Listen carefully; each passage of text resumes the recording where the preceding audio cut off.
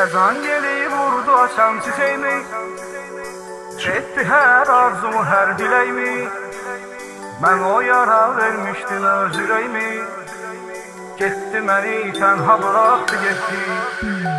Həsrəti qəlbə sancılan ox oldu, sevincim az, dərdim qəmim çox oldu.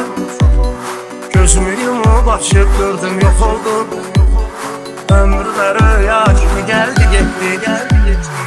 Sən gedəndən yağdı qəmli yağışlar, İnanmıram Allah səni bağışlar. Heç yadımdan çıxmaz həmin baxışlar, gözlərimə son dəfə baxdı getdi. O son baxışlarda nələr göründü, getdi qəlbim arxasıca süründü. Gözlərimi yaşlı görüb sevindi, halimə yadlar kimi gündü getdi. Adım dillərdədir əfsanələr tək, bir zəncirim çatmır divanələr tək. Eşqin ateşində pərvanələr tək, zalım məni yandırdı, yaxdı getdi.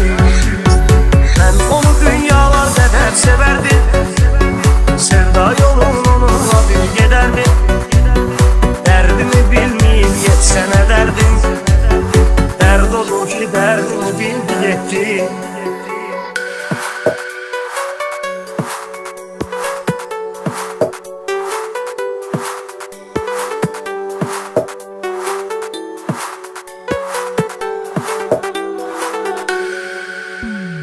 Qəlbimi həsrət sıxanı dağladı, Sevincim az, dərdim qəmim çağladı. Onsuz ürək yandı, gözüm ağladı, sel kimi göz yaşlarım aktı getdi. Heç bilməzdim mən ağlaram gülər yar, öz sevgisin özgəsiyle bölər yar. Sanırdım ki gözümün yaşın silər yar, əfsus məni qəlbindən sildi getdi. Özgə verənlərlə aldanma sən, sevirsən sev mənim kimi yanma sən.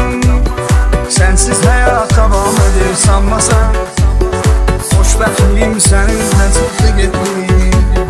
Mən qəlbimi bağlamışam Allaha, heç bir sevgi görmürəm ondan baha. Yalvarsam da səni sevmərəm daha, sən də öldün sevgin də öldü getdi.